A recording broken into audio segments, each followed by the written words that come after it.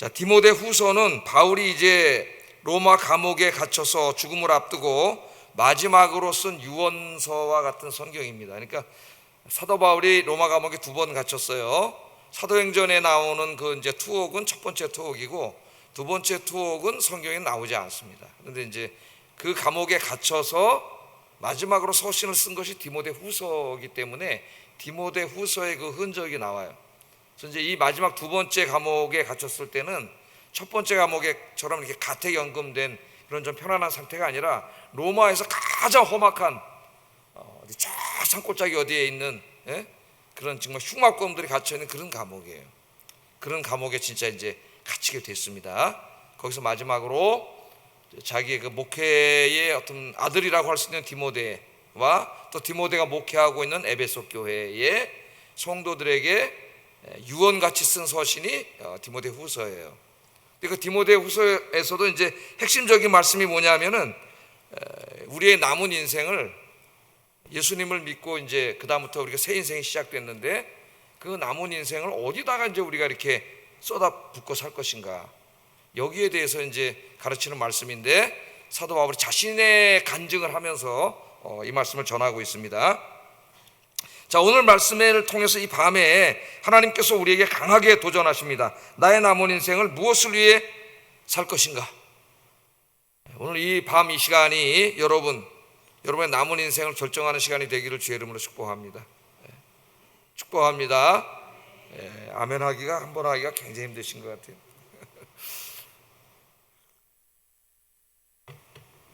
자, 그럼 사도 바울이 자기는 이제 죽기 바로 이제 몇 달 전이에요. 지금 몇 달 전이고, 이거 이제 몇 달 있다가 이제 사도 바울이 순교하게 됩니다. 이제 이 기독교 전생에 의하면 참수당했다 그래요. 여기서 목이 잘려가지고 이제 순교를 하게 되는데, 그러니까 자기의 죽음을 알아요. 순교당할 걸 압니다. 자기가 이 감옥에서 살아나갈 수 없다는 걸 알아요. 1차로 감옥에 갇혔을 때는 빌립보서를 읽어보면은 자기가 석방될 것을 알고 있습니다. 너희들의 기도와 하나님의 도우심으로 내가 이제 이 감옥에서 석방될 것을 안다는 얘기를 해요. 그런데 이 2번째 감옥에서는 자기가 순교할 것 같은 이야기를 여러 번 합니다. 이제 내가 여기서 나가지 못하고 죽는다는 걸 알아요. 이때 이제 바울의 나이가 대략 한 60대 중반 정도, 그러니까 저보다 이제 한두 살 더 이 정도, 그 정도 됐을까? 뭐 이제 그 정도 됐을 때예요. 나이가 정확한 나이는 알 수가 없습니다만은 중반 정도 됐을 때라고 생각할 수 있습니다. 자, 이 죽음을 앞두고 이제 마지막으로 이제 정말 이 마지막이잖아요. 디모데후서가 유언이니까 더 이상 이제 성경을 쓰지 않습니다. 성경 저자로서의 사역도 마지막이에요. 그때 이제 모든 걸 정리하면서 이제 1차적으로는 디모데와 에베소 교인들에게 쓴 서신이지만은 이 말씀은 결국은 하나님 우리 모두에게 하시는 말씀. 우리도 언젠가는 죽지 않습니까? 그죠? 안 죽을 사람은 없고 언제 죽을지는 몰라요. 누구에게나 갑자기 어느 날 문득 죽음은 다가오기 때문에 남은 인생을 얼마나 남았는지 우리는 알 수 없습니다. 갑자기 하나님 불러가실 수도 있기 때문에, 그렇다면 우리가 이 시간이, 내 인생 이제 앞으로 시간이 굉장히 중요한 시간이에요. 이거 어떻게 살아야 되지? 어디다 쏟아부어야 되지? 바울의 말을 한번 들어보겠습니다. 자, 먼저 6절에 보면은 전제와 같이 내가 벌써 부어지고 나의 떠날 기약이 가까웠다, 그렇게 이야기를 하고 있습니다. 전제와 같이 내가 벌써 부어지고 나의 떠날 기약이 가까웠다. 죽음을 앞두면은 누구나 이제 자신의 인생을 한번 돌아보지 않겠습니까? 한평생을 돌아보게 되죠. 바울도 이제 자기 한평생을 돌아본 거예요. 감옥에서 이제 조금 있으면 순교당할 걸 알고 있기 때문에 한평생을 되돌아보고 있습니다. 내가 어떤 인생을 살아왔나? 하나님이 나 같은 죄인 중에 괴수인 나를 찾아오셨지 않습니까? 바울을 나를 구원해 주시고 이 귀한 사명을 맡겨주셨는데 내가 이 사명을 정말 어떻게 감당했나? 잘 감당했나? 이 소중한 일에, 이 귀한 일에 내 인생을 다 쏟아부었나? 이런 걸 이제 한번 되돌아보는 거예요. 자, 오늘 그것을 되돌아보고 있습니다. 여러분은 뭐 금방 돌아가시진 않겠지만은 오늘 밤에 한번 주님이 나를 구원해 주신 이후에 내가 어떻게 살아왔는지 한번 생각해 보세요. 이 밤중에. 바울은 한평생을 주님과 교회와 복음을 위해서 살았습니다. 오늘 보면 바울은 자신의 인생이 전제로 쏟아 부어진 인생이라고 하면, 전제로 쏟아 부어진 인생. 전제는 이제 제가 이 본문을 여러 번 설교할 때 인용도 하고 그러면서 설명을 해드렸죠. 전제는 뭐예요? 포도주 제사라 그랬죠. 포도주 제사. 그래서 지난번 성경에는 관제라고 번역을 했어요. 관제, 물관자를 써가지고 관제라고 번역을 했는데 이제 전제라고 번역을 했습니다. 자, 전제는 포도주 제사예요. 그러니까 이스라엘 사람들이 제사를 하나님 앞에 드린 다음에 마지막으로 드리는 제사가 포도주를 거기다 쏟아 부어요. 포도주를. 예? 우리나라 사람도 똑같은 건 아니지만 약간 비슷하게 이제 뭐 성묘 가면은 마지막에 뭘 이렇게 부어요. 아버님한테 소주 드린다고 술을 뿌리기도 하고 그러는데 마지막으로 이제 포도주를 붓습니다. 포도주를 다 쏟아 붓는 거예요. 예? 지금 여기 전제와 같이 내가 벌써 부어지고, 그 말은 지금 전제 포도주 제사, 포도주를 완전히 그 제물에다가 쏟아 붓는 거예요. 다 쏟아 붓는 겁니다. 그러니까 이건 무슨 제사일 것 같아요, 여러분? 헌신을 의미하는 제사예요. 헌신의 의미. 이제 하나님 앞에 제사를 지내고, 예를 들어서 번제를 드렸다면은 번제는 속죄 제사지 않습니까? 나의 죄를 하나님 다 용서하신 하나님, 내가 남은 인생은 죄 짓고 살지 않고 이제 정말 주님 앞에 내 인생을 쏟아 붓겠습니다 하는 헌신의 마음으로 쏟아 붓는 거예요. 그러니까 이제 이 종교 의식이라는 게 아무 이렇게 필요 없는 게 아니에요. 그래서 젊은이들은 이 의식 이런 걸 너무 이렇게 막 싫어하고 그냥 막 그런 의식이 뭐 필요하냐, 진심만 있으면 되지. 그렇지만 그런 게 아니에요. 그 포도주 쏟아붓는 의식을 통해서 이제 헌신을 다짐하는 거죠. 내가 내 인생을 하나님께 드리겠습니다. 근데 오늘 바울은 뭐라 하냐면은 그 전제가 다 쏟아 부어진 것 같이, 그러니까 내가 내 삶이 이제 그 전제를 다 쏟아 부어지면 다 쏟아 부었잖아요. 예? 다 쏟아 부었다 그 말은 이제 내 죽을 날이 갖고 왔다 그 말이에요. 죽을 날이 갖고 왔다 그 말이에요. 근데 그 부활하신 주님이 자기 인생에 찾아온 다음부터는 자기 인생을 주님을 섬기고 주님이 맡기신 일을 감당하는 다 쏟아 부었다 그 말이에요. 쏟아 부었다. 완전한 헌신입니다. 헌신. 자, 바울은 감옥에 갇혀서 지금 이제 죽음을 기다리면서 자기 인생을 되돌아봤는데 후회 없는 인생을 살았음을 볼 수 있습니다. 지금 내일 내가 가야 되는데 살 날이 얼마 안 남았다고 생각을 해보세요. 그런데 내가 뭐 주님을 위해 살 일도 시간도 별로 남지 않았는데 한 일은 없고, 그럼 그 인생이 얼마나 후회가 되겠어요. 떠나기 전에 내가 왜 이렇게 살았지? 하나님 앞에 가서 뵐 생각하니까 너무 부끄럽고 그런 모습 아니겠어요? 오늘 바울은 그렇지 않았나 봅니다. 자, 오늘 이 죽는 것을 떠날 기약이 가까웠다 그래. 떠난다 그래. 떠나. 성경은 어떨 때는 잠잔다고 이야기를 많이 하고 죽음에 비슷하기 때문에 오늘은 떠난다는 이야기를 해요. 내가 떠나. 어딜 떠나는 거예요? 이 육신의 장막, 그리고 내가 이제까지 정부치고 살았던 이 세상을 떠나서 어디로 가는 것, 그게 죽음이에요. 죽음. 떠날 기약이 갖고 와. 떠난다는 거는 영혼이 여기서 없어진다는 게 어디로 가는 거잖아요. 그죠? 어디로 가는 거예요. 자, 여기 떠난다는 말은 이 헬라 말로는 아나루시스라는 말을 번역하는 것인데, 여기 좀 빨리빨리 그렇지 딱딱 맞춰서 좀 펴주세요. 아나루시스는 떠난다 말인데, 이것은 선원이 이제 배를 어떻게 해요? 배가 이제 들어오면은 정박해 놓잖아요. 그럼 밧줄로 묶죠. 안 묶어 놓으면 바닷물 조리에 흘러가지 않습니까? 밧줄로 묶어요. 이제 그 다음날 이제 고기 잡으러 떠나려고 그러면 어떻게 해야 돼요? 밧줄을 풀어야 되잖아요. 밧줄을 풀어야 배가 이제 떠나는 거예요. 그 밧줄을 풀어서 배를 떠나게 할 때 쓰는 단어가 이 아나루시스예요. 아나루시스. 밧줄을 풀어야 목적지를 향해, 배가 새로운 목적지를 향해 갈 수 있는 것처럼 이제 나의 떠날 기약이 갖고 왔다는 것은 이 땅에 나의 육신을 묶어놓았던 밧줄을 풀른다는 거예요. 그 밧줄을 풀러서 어디론가 이제 항해를 해서 가는 거예요. 목적지로. 거기가 어디예요? 아버지 하나님이 계신 것이죠. 하늘나라 하나님 품으로 가는 겁니다.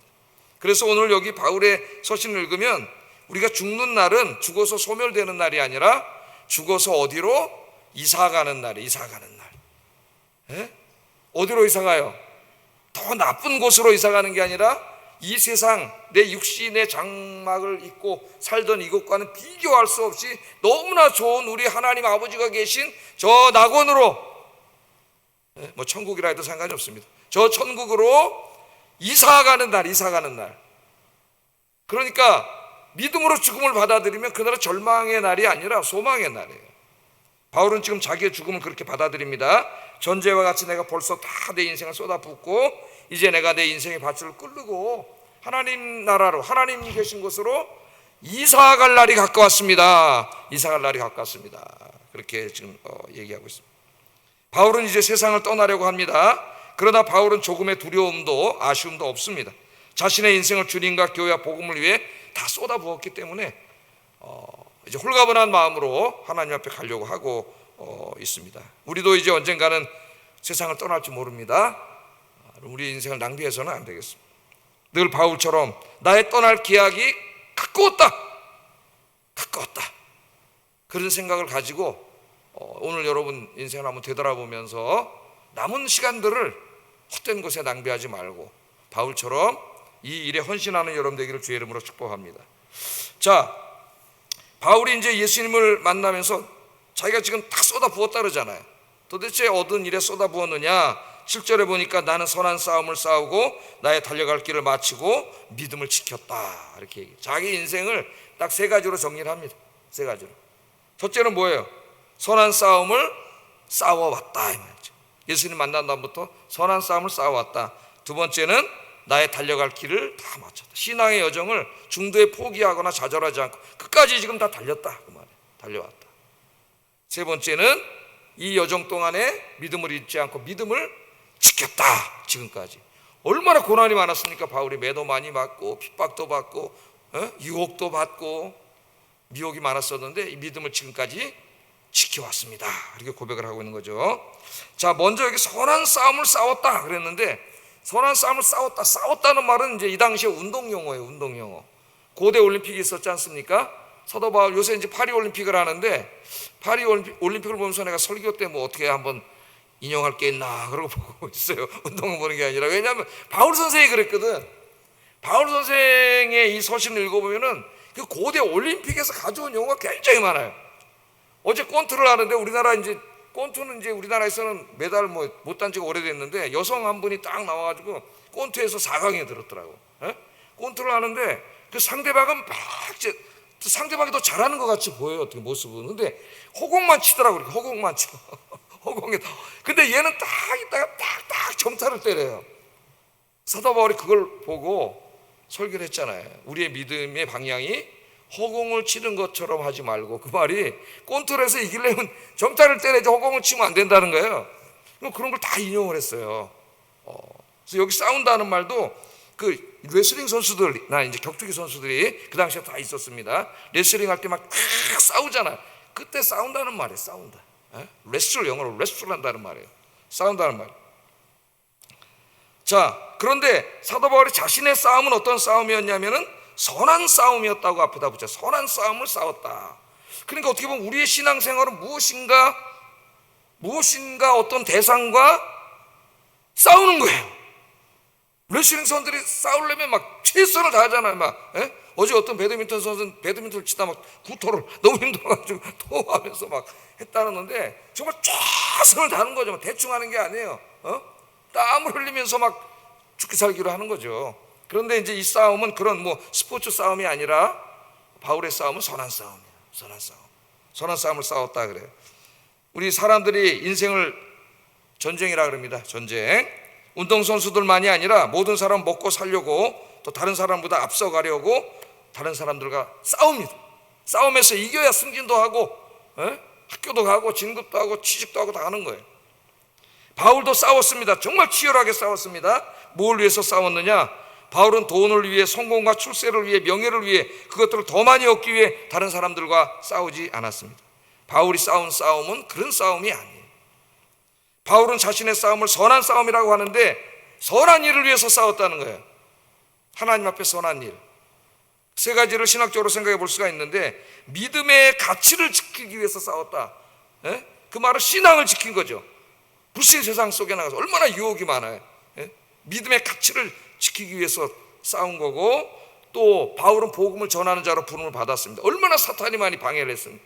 박해를 하고 핍박을 하고 유혹을 하고 미혹을 하고 그 복음을 전하는 사명을 감당하는데 그걸 방해하는 적들이 많았지만 끝까지 싸워서 이겼다는 말은 끝까지 그 복음의 사명을 감당했다는 말이에요. 또 예수님의 성품을 다하는 훌륭한 인간, 하나님의 형상이 되기 위해서 사탄이 마음속에 가져다주는 온갖 세상의 유혹과 싸웠다는 거예요. 싸웠다는 거예요. 그래서 짐승 같은 사람이 되지 않고 하나님의 형상으로 쓰게 됐다. 오늘 바울은 그렇게 이야기하고 있습니다. 자, 이걸 정리해 보면은 바울은 인간의 탐욕과 욕심을 자극하여 죄짓게 하려는 사탄의 유혹과 싸워서 끝까지 의와 거룩함의 믿음의 가치를 지켰습니다. 또 환난과 핍박과 죽음으로 공격하여 복음을 전하지 못하게 하는 사탄과 싸워서 끝까지 사명을 감당했습니다. 시기심과 질투심을 자극하여 짐승처럼 그의 인격을 만들려고 하는 사탄과 싸워서 예수님의 성품을 가진 사람이 되었습니다. 오늘 이제 주님 앞에 가야 되는데 가장 근사하고 멋있는 인간의 모습으로 하나님 앞에 서 있습니다. 우리가 믿음의 가치를 지키고 복음을 전하고 예수님 닮은 참 인간이 되기 위해서 싸우는 이 영적인 싸움보다 더 중요한 싸움은 없어요. 운동선수들이 메달을 따기 위해서 정말 열심히 싸우는 것처럼 이 믿음의 싸움을 열심히 싸워야 됩니다. 사탄은 강하고 교활합니다.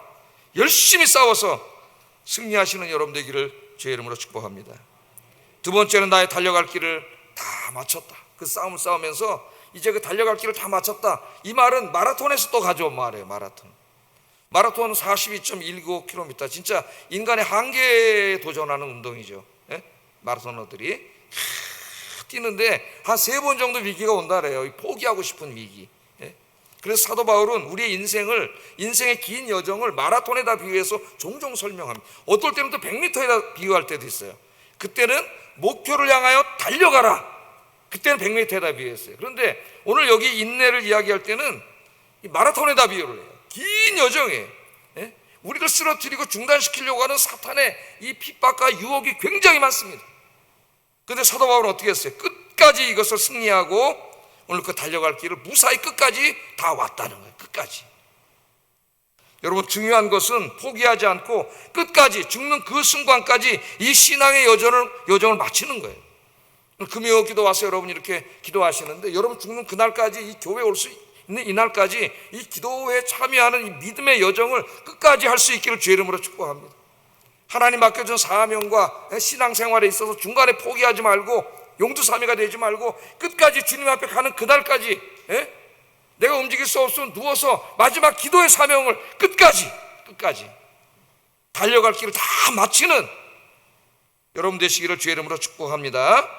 그래서 하나님 앞에 이 세상 떠나는 날 바울처럼 주님, 나의 달려갈 길을 다 마쳤습니다. 부족했지만 최선을 다해서 주님께서 하라고 하신 일들을 했습니다. 이제 이사 가겠습니다. 하나님 품으로. 그렇게 하고 떠나시기를 주의 이름으로 축복합니다.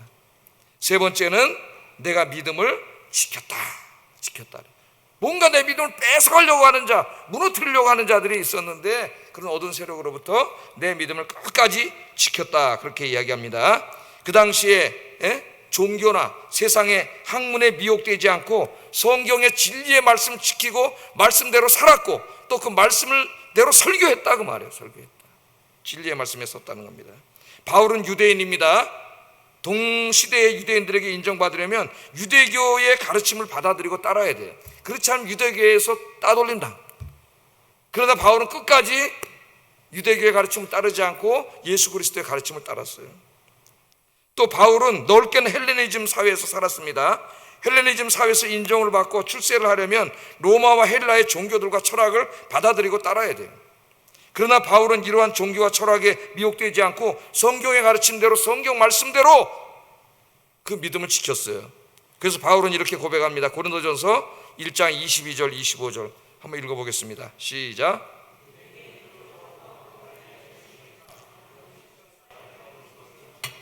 유대인에게는 거리끼는 것이요 이방인에게는 미련한 것이로되 오직 부르심을 받은 자들에게는 유대인이나 헬라인이나 그리스도는 하나님의 능력이요 하나님의 지혜니라. 세상이 요구하는 것들이 많아요. 저들의 요구를 다 들어주고 지식을 또 기적을 추구하는 사람들에게 그들의 다 입맛에 맞게 해주면은 인기도 올라가고 대단한 사람이 될 수가 있습니다. 그런데 사도 바울은 뭐라 그랬어요? 나는 오직 십자가에 못 박힌 예수 그리스도만을 전한다. 헬라인들은 지식을 요구하고 유대인들은 기적을 요구하지만은 나는 십자가에 못 박힌 예수를 전한다. 우리 믿음의 가장 근본인 예수 그리스도를 붙잡고 살았고 그 믿음을 지켰고 예수 그리스도를 전하고 가르치는 일에 평생을 바쳤습니다. 세상의 지식과 세상의 지혜와 세상의 소리에 흔들리지 말고 미혹되지 말고 끝까지 성경 66권의 이 믿음의 내용, 이 진리의 말씀을 끝까지 지키는 여러분 되기를 주의 이름으로 축복합니다. 이 세 가지를 하는 일에 있어서 자기의 전 인생을 다 쏟아 부었다는 거예요. 그러니까 간단하게 말하면은 한 사람의 신앙인으로서 믿음을 끝까지 지키고 하나님이 맡겨준 그 사명을 끝까지 감당하고 중간에 포기하지 않고 마지막까지 이 사명을 감당하는데, 이 믿음의 싸움을 싸우는데 내 인생을 다 쏟아 부었습니다. 완전히 헌신했습니다. 한눈 팔지 않고. 그런 말입니다. 이제 내가 뭐만 남았어요? 하나님 품으로 가는 일만 남았습니다. 이게 얼마나 멋있는 유언입니까, 여러분? 주님 앞에 갈 때에 이렇게 자식들 앞에서 이야기하고 막 안 죽으려고 그냥 막 그러지 말고 유언하고, 아버지 먼저 가 있을 테니까 천국에서 만나자. 남은 인생 세상 일에 헛된 데 낭비하지 말고 주님 열심히 섬기다 오너라. 믿음의 가치를 지키고 하나님 맡기는 사명을 끝까지 감당하고 포기하지 말고 끝까지 믿음의 승리를 거두고 천국에서 만나자. 안녕. 제가 이렇게 가게 해달라고 기도하고 있어요. 자신이 없기 때문에 하나님 앞에. 그렇게 가면은 남은 자녀들이 얼마나 위로를 받겠어요. 아버지 엄마 천국 가시고 얼마나 위로를 받고 얼마나 신앙생활을 잘하겠습니까, 여러분. 자, 이처럼 바울은 믿음의 가치를 지키고 사명을 감당하기 위해서 때로는 레슬링 선수처럼 싸우기도 하고 때로는 마라톤 선수처럼 인내로 달리기도 했습니다. 이단들로부터 복음의 진리를 지키기 위해 끝까지 싸웠습니다. 이 모든 일을 할 때 너무 힘들었어요. 레슬링 선수들 레슬링 하다 보면 나 이렇게 지쳐가지고 막 그러는 거 봤죠? 너무 힘들어. 마라톤 선수들 막 지쳐가는 거 봤죠? 바울도 너무 힘들었어요. 왜? 편안한 가운데 이 일을 해도 힘든 일인데 고린도서 12장을 읽어보면은 바울은 진짜 너무 고생이 많았잖아요. 40에 하나가만 매를 3번 맞고 3번 태장으로 맞고 3번 파손하는 가운데 주야를 보냈으면 강의 위험과 바다 위험과 강도 위험과 시내 위험과 바울이 당한 고난 중에 하나만 당해도 우리 믿음을 지킬 수 있을까 할 정도의 고난을 수도 없이 당했습니다. 사도 바울 힘들었을까요? 안 들었을까요? 그 사람도 인간이에요. 똑같은 우리 같은 사람이에요. 포기하고 싶은 마음도 수도 없었겠죠. 막 돌멩이가 날라와서 맞아가지고 사람들이 죽었는 줄 알고 이건희원에서 갖다 버렸어요, 쓰레기장에다가.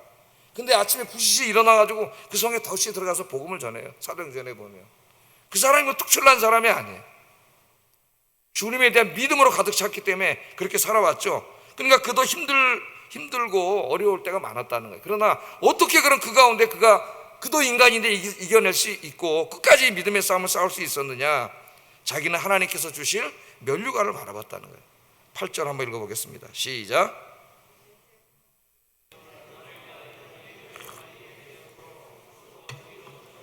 그날에 내게 주실 것이며 내게만 아니라 주의 나타나심을 사모하는 모든 자에게도 주실 것이다. 그렇게 얘기합니다. 이제 이 길을 다 달려왔어요. 이제 남은 게 뭐, 나를 위해 하나님 뭘 주셔요? 면류관을 주신다. 그런데 이 면류관은 나에게만 주는 게 아니라 이 이후에 이 말씀을 읽고 이 설교를 듣고 이와 같은 인생을 끝까지 살아간 사람, 믿음의 선한 싸움을 살아가는데 자기의 인생을 다 헌신하고 끝까지 승리한 그 사람에게 하나님이 다 주실 거다. 그렇게 다 주실 거다. 그렇게 이야기하고 있습니다. 자, 면류관은 뭐예요? 고대 올림픽 용어입니다. 이것도 고대 올림픽에서 마라톤이나 레슬링을 하고 이기면 마지막 1등으로 들어온 사람, 승리자에게 지금 골드, 금메달을 이렇게 매달아 주지만 그때는 면류관을 이렇게 씌워줬죠. 면류관. 그러니까 면류관은 지금 금메달은 금이나 되지, 그건 그냥 면류관이에요. 그러니까 이게 뭐예요? 이 자체로는 가치가 없어요, 별로. 근데 면류관은 뭐예요? 그 영광과 명예죠. 영광과 명예. 올림픽에서 1등 했다고 하는 영광과 명예가 면류관입니다. 근데 하나님께서 우리에게 주실 상급, 이 믿음의 싸움에서 승리한 사람들에게 주실 상급을 면류관에다 비유했어요. 면류관에. 거기에 의미가 있다고 그렇게 생각합니다. 이 길을 끝까지 믿음으로 승리한 사람에게는 하나님이 면류관을 주신다. 그렇게 이야기하고 있어요. 여러분 성경을 읽어보면요, 구원에 대해서 말씀할 때는 믿음을 이야기합니다. 우리 구원은 믿음으로 받잖아요. 믿음을 얘기해요. 그러나 최후의 하나님의 상급이나 혹은 최후의 심판에 대해서 이야기할 때는 언제나 우리의 믿음만이 아니라 우리의 삶 전체와 관련되어 이야기를 합니다. 이걸 아셔야 돼요. 구원에 대해서 얘기할 때는 믿음만 얘기하지만은 하나님의 심판이나 하나님이 주신 상급을 이야기할 때는 우리의 삶 전체를 이야기해요. 전체. 어떻게 살았느냐, 이게 중요한 것이죠. 주님을 열심히 섬기고 주님의 교회를 위해 헌신하고 수고한 사람, 열심히 복음을 전파한 사람들에게는 수고에 합당한 하나님의 상을 주시는데, 그것이 바로 지금 이 올림픽을 알고 있는 사람들에게 금방 이해할 수 있도록 면류관을 주신다 그런 거예요. 면류관. 진짜 하나님이 뭐 면류관을 주시겠어요? 그건 뭐예요? 그 당시 올림픽에서 우등한 사람들이 얻는 그 엄청난 명예와 영광이죠. 명예와 영광, 인기, 명예와 영광, 이런 것입니다. 자, 그럼 이 면류관은 뭐냐? 하나님 주시는 면류관은, 이 상급 이론을 부인하는 사람이 있습니다. 상급 이론을, 하나님 상을 주신다, 성경 수도 없이 얘기하고 있어요. 그런데 그 상급 이론을 부인하는 사람들도 있어요. 그 사람들은 뭐냐 하면은, 구원은 다 똑같은 것인데 어떤 사람은 상을 타고 어떤 사람은 상을 못 타면 하나님 나라도 불평등한 거 아니냐, 뭐 이런 어떤, 우리나라 신학자들도 막스에 너무 영향을 많이 받는 것 같아요. 평등이 진리다, 이런 그렇게 얘기를 합니다. 그래서 이 면류관도 뭐라 그러냐면 다 그냥 구원이나 영생이라고 해서 그래. 구원이나 영생. 어떤 주석을 읽어보면, 예? 자, 만약에 이 면류관을 구원이라고 해석하면 우리 구원론에 큰 문제가 생긴다는 걸 생각 안 하는 것 같아요. 그 사람들이. 우리 구원은 믿음으로 받는데 이 면류관이 지금 구원이라고 해석을 하면 영생이나, 그럼 누가 구원을 받는 거예요? 믿는 사람이 구원받는 게 아니라 주님의 십자가를 지고 믿음의 싸움을 싸우고 끝까지 승리하고 사명을 감당하고 이런 사람이 구원을 받는다는 얘기가 되잖아요. 예? 그럼 구원받을 사람이 어떻게 되겠어요? 몇 명이나 되겠어요? 자, 그래서 이러한 해석은 구원론에 문제가 생길 뿐만 아니라 공의로운 하나님, 이 면류관을 주시는 하나님이 의로운 하나님, 그 말은 공의로운 하나님이란 말이에요. 이 말씀을 생각하지 않는 것 같아요. 바울은 하나님의 면류관 주심과 하나님의 공의로우심을 묶어놨습니다. 자, 한번 여러분 생각을 해보세요. 주님을 위해, 주님의 몸된 교회와 복음을 위해 평생 동안 수고의 땀을 흘린 사람, 매 맞고 고난당한 사람, 순교한 사람과 아무것도 하지 않은 사람이 똑같은 취급을 받는다면 그것은 하나님의 공의에 어긋나는 게 될 거예요. 그렇지 않겠어요, 여러분? 하나님은 공정하신 분인데. 교회를 위해 새벽마다 나와 기도한 사람, 목요전도, 금요전도에 나와서 열심히 전도한 사람, 교회 안에서 맡겨주신 여러 사명들에 대해서 열심으로 헌신한 사람들과 그렇지 않은 사람이 천국에서 똑같이 취급을 받는다면 그것은 하나님의 공의로움이 아니라고 생각합니다. 다른 사람이 자기 개인의 유익을 위해, 세상의 즐거움을 위해 살아갈 때 그런 것들을 포기하고 오직 주님을 위해, 교회와 복음을 위해 수고의 땀을 흘린 사람들에게는 반드시 하나님의 상급이 있습니다. 성경은 너무나 여러 곳에서 상 주시는 하나님에 대해서 이야기하고 있어요. 그런데 물론 상급은 어떤 사람들이 얘기하는 것처럼 열심히 주님을 잘 섬긴 사람은 저 천국에 가면은 100평짜리 아파트 주신대, 뭐 옛날에 어떤 부흥사들이 그런 소리를 한 적이 있어요. 큰 집을 주시고. 그런 어리석은 생각이에요. 그런 설교 때문에 상급 이론에 자꾸 공격을 받는 것 같아요. 네? 천국에 가서 어떤 사람은 진짜 그럼 뭐 열심히 섬긴 사람은 막 200평짜리 아파트 주고, 간신히 구원받은 사람은 5평짜리 아파트 주고, 그러면 천국에서도 부와 가난이 있고 그렇습니까? 그런 건 아니겠죠. 오늘 여기 하나님 주시는 상급을 이 면류관이라고 한데 제가 아까 의미가 있다 그랬잖아요. 그 면류관은 뭐예요? 영광과 명예예요. 그러니까 이제 우리가 다 구원을 받았어요. 예수 믿는 사람들이 다 구원을 받았습니다. 하나님 앞에 설 때에, 하나님 앞에 서면은 각 사람의 한평생이 다 드러나요. 한평생. 예? 그때 지금 바울처럼 이렇게 살아온 사람들은 그 영광과 명예가 있을 겁니다. 하나님께서 영광의 면류관을, 천국의 면류관을 씌워주셔서 성도들이 볼 때, 야, 저번에 정말 주님을 진실하게 섬기고 믿음의 싸움을 끝까지 싸우고 승리한 분이구나. 나는 그 영광과 명예라고 생각을 해요. 그리고 그 천국은 죄가 없는 곳이기 때문에 시기와 질투는 없어요. 여기 같으면 시기하고 질투하겠지. 시기와 질투가 없이 정말 기쁜 마음으로 박수를 쳐줄 겁니다. 거기에서 정말 하늘의 별처럼 빛날 거예요. 나는 면류관이라고 한 데는 거기에 의미가 있다고 봐요. 무슨 이 땅처럼 집을 더 주고 뭐 땅을 500평 주고, 이슬람교는 그렇게 얘기합니다. 극단주의자들이 트럭 몰고 가서 자폭해서 죽으면은 이제 천국에서 제일 이쁜 아가씨 5명하고 결혼하게 해주고 뭐 이런 게 진짜 그래요. 그거 죽는 거예요. 가서 사람들이 그런 미신이고 있을 수 없는 일이고 그런 영광이 있을 거예요. 그래서 이 비슷한 말씀이 고린도전서 3장 12절 15절에 나옵니다. 한번 읽어보겠습니다. 시작. 은이나 보석이나 나무나 풀이나 지프로 이 터 위에 세우면 각 사람의 공적이 나타날 터인데 그날이 공적을 밝히리니 이는 불로 나타내고 그 불이 각 사람의 공적이 어떠한 것을 시험할 것임이라. 만일 누구든지 그 위에 세운 공적이 그대로 있으면 상을 받고 누구든지 그 공적이 불타면 해를 받으리니 그러나 자신은 구원을 받되 불 가운데서 받는 것 같으리라. 여기 이제 비유로 이렇게 말씀하시잖아요. 다 똑같이 교회 다니고 이렇게 신앙생활하는 것 같은데 어떤 사람들은 금과 은과 보석으로 집을 짓는 거예요. 신앙생활하는 게 신앙의 집을 짓는 사람이 있고 어떤 사람은 나무와 풀과 지프로 세우는 사람이 있다는 거예요. 겉으로 볼 땐 몰라요. 어떻게 보면 나무나 풀과 지프라면 겉모습은 더 이쁠 수도 있어요. 그런데 이제 하나님 앞에 다 우리가 인생을 살고 갔어요. 그럼 하나님 앞에 가면 이게 진짜인지 가짜인지, 진짜 신앙인지 가짜 신앙인지를 하나님이 시험에 테스트한다는 거예요. 바울의 말이 비유지만은. 그럼 어떻게 불 가운데로 지나간 불 가운데로 지나가면 이 금속, 금이나 은이나 보석은 더 빛나겠죠. 반짝반짝. 진짜가 여기서 드러나는 거예요. 근데 이 땅에 사람들이 볼 때는 어우 저 사람 신앙생활 잘한 것 같은데 다 뭐야 이게.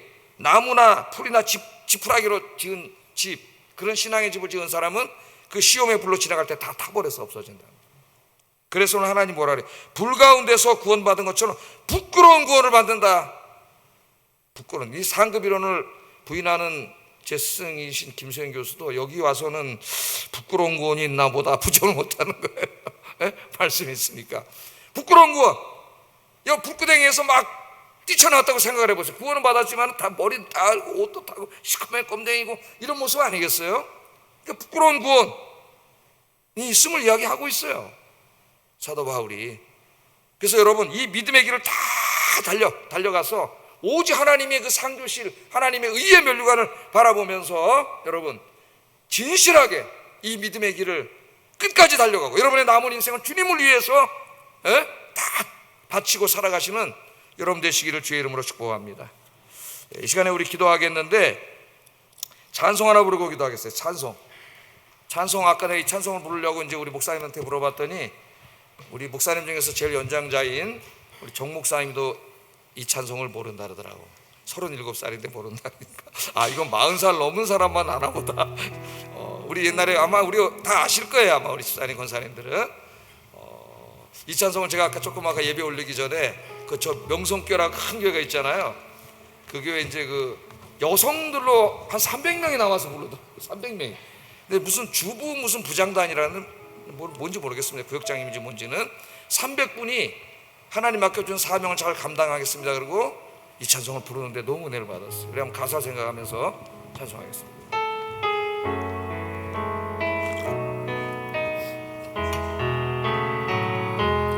주님 나를 부르셨으니 주님 나를 부르셨으니 내 모든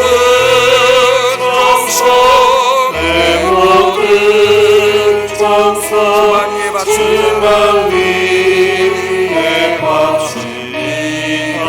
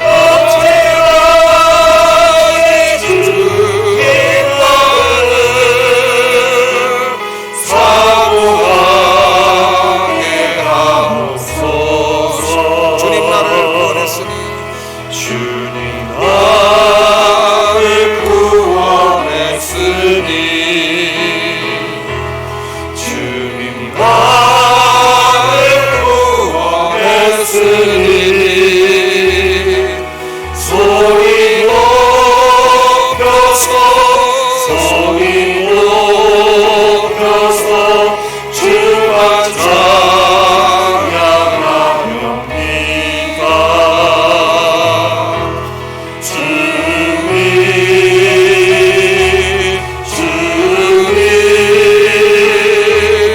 나의 기도를 들으사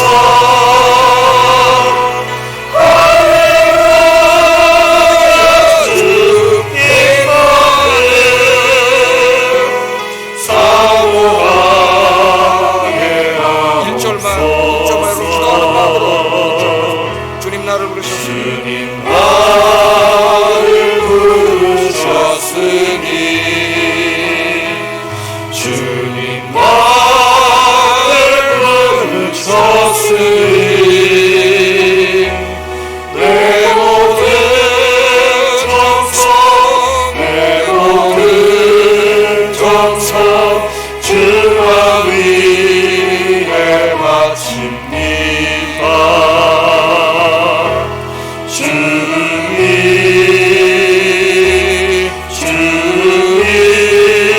주님 나의 기도를 들으사 영원한 주님만을 사모하게 하옵소서. 할렐루야. 여러분 남은 인생을 여러분 구원하시고 부르시고 사랑하시는 주님을 위해 다 바치며 살게 하여 주시옵소서. 그렇게 기도하시기 바랍니다. 나의 남은 인생 믿음의 선한 싸움을 싸우고 달려갈 길을 인내로 달려가고 복음의 진리를 지키는 일에 나의 남은 인생을 전제로 쏟아붓게 하소서. 믿음의 싸움에서 힘들고 어려울 때마다 하나님께서 상 주심을 바라보며 포기하지 말고 중단하지 말고 끝까지 믿음의 길을 달려가고 사명 감당하게 하소서. 함께 기도하겠습니다.